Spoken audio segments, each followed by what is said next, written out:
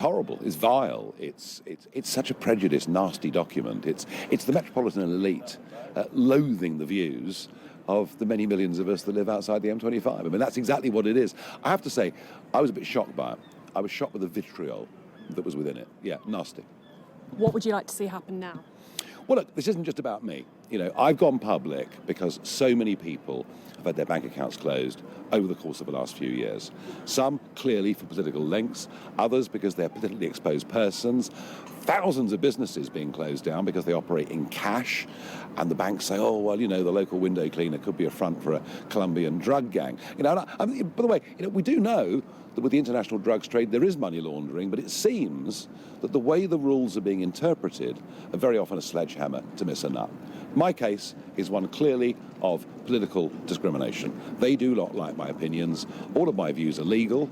All of my views, actually are majority views in the country. So I think the government needs to act. And the one thing I've been really encouraged by, the reaction from Andrew Griffith, you know, who is the city minister, the reaction I saw from Grant Shapps. He and I have not exactly been political bedfellows over the years. And even the Prime Minister now tweeting articles in the Daily Telegraph. So I actually think this is one of those occasions when the government will move very quickly or change the rules. It is wrong that banks can just close people down and not give any reasons why. That, I think, is going to change. I also think the PEP legislation has to change, because if we go on like this, where the grandparents of people in the House of Lords are refused bank accounts, well, what we're going to find at general elections and elsewhere is fewer good quality people daring to go into politics because of the impact on their families. So I want regulatory change, but the really big one that I want, the really big one, is I believe it should be a right in this country for any individual to have a bank account, to open a business account. It used to be a right until we privatised the post office, and it is a right in our neighbours like France and Germany. So I'm looking for big regulatory reform, and I'm actually quite optimistic with this debate that it can happen. Never before in my public life have I received such support from across the political spectrum. I'm normally what's considered to be a polarising figure, but on this, people can see there's a difference between what's right and what's wrong. Yeah, Coutts is saying that they stand for inclusivity and you don't, and Really? That's a reason not to have you as someone that banks with them. Well, where's their evidence of that? And are they? I mean, what are they? Are they a bank that is 38.6% owned by us, the taxpayer? We bailed them out after their greed and stupidity back in 2008. You know, are they saying if you voted Brexit, you know, we don't want you at NatWest or we don't want you at Coutts? Is that what they're saying? Because I've absolutely failed to see what I've done that is wrong in any way.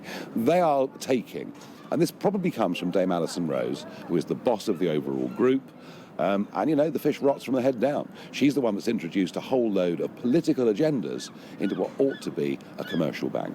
Perhaps the most damning thing is they say, I think, at worst you could be seen as xenophobic and racist. Are you xenophobic and racist? No, I don't think so, do you? And I think we've been through that with Sky News many times over the last quarter of a century. But to them, you know, I mean, if you're upper middle class with a double-barreled name, living in a very expensive postcode in London, that's probably how you view me.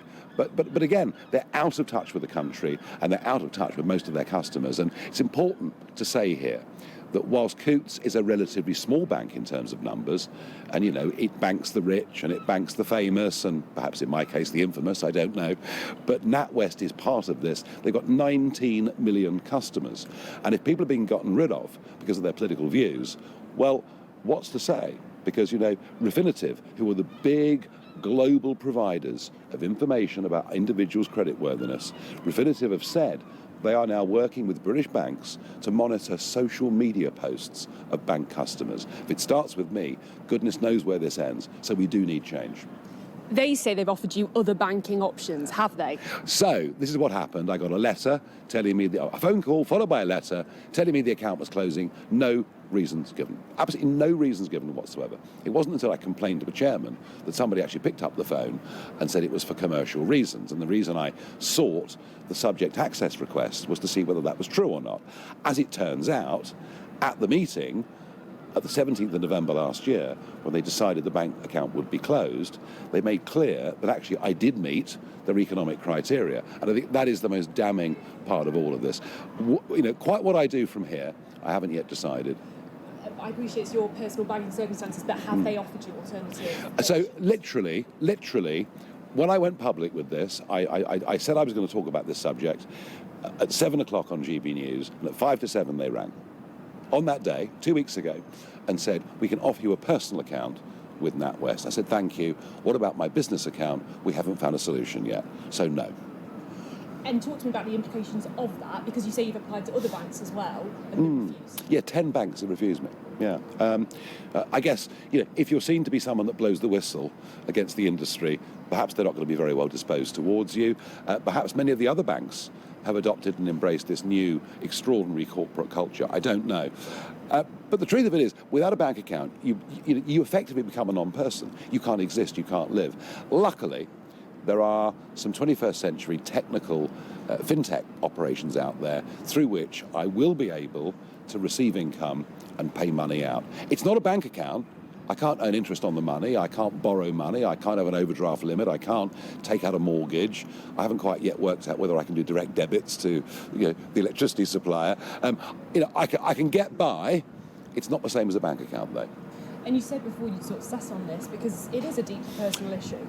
Yeah, I think what's happened since I came out, if you like, is lots of other public figures have said that they've had problems too.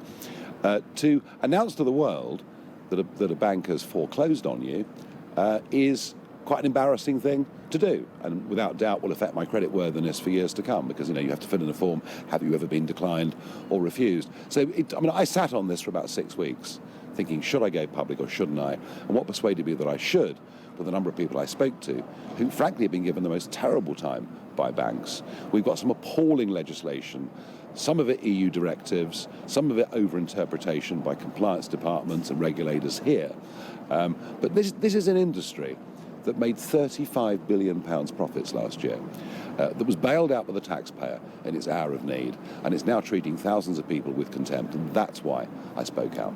Have you met people from Coutts in person? Would you want to meet them in person? I'm always happy to meet anybody. I don't think they will. I'm not quite sure at the moment that they want to meet me.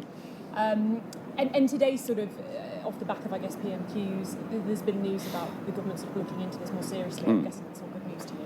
I'm delighted. I mean, don't forget, I've been fighting against the Conservative Party for many, many years. Grant Shapps and I are not exactly political friends. He's spoken out on it. Several Labour figures have now spoken out on it. This is a non-partisan issue. This is not about politics. This really is about what is right and wrong. And everybody in this country should be entitled to a bank account. And for me, to be cancelled because I don't happen to subscribe with uber-liberal central London metropolitan views, it's just wrong. And the fact that the BBC were given that briefing that it was about kind of financial status. I was shocked, absolutely shocked that NatWest and Coutts together would decide that it was appropriate, that it was ethical, that it was legal to talk about my financial situation with the BBC, and frankly, let's be honest, to lie about it. On the day the decision was made, my account would be closed. The notes also said that my economic contribution was sustainable and viable as an account, and yet they used the line that I didn't have enough money. The whole thing is deplorable. And just finally, what would be, I think David Davis said about Coutts having their licence removed. Is that something you'd like to see? What should happen to Coutts now? Well, Coutts and NatWest must be seen together and must be discussed in the same breath, and that was what David Davis was doing effectively in the House of Commons. We have to have industries that operate reasonably and fairly. Goodness me, we live in a human rights culture. We live in a right where there should be freedom of expression. They very clearly, in my case, have broken this. So let's not discuss banking licences. I think what we should do at this stage is there does need to be a parliamentary committee that gets the bosses, Alison Rose and others, into a room in front of members of Parliament, and let's thrash this out. What is NatWest and Coutts? Is it a bank, or is it now a political campaigning organisation?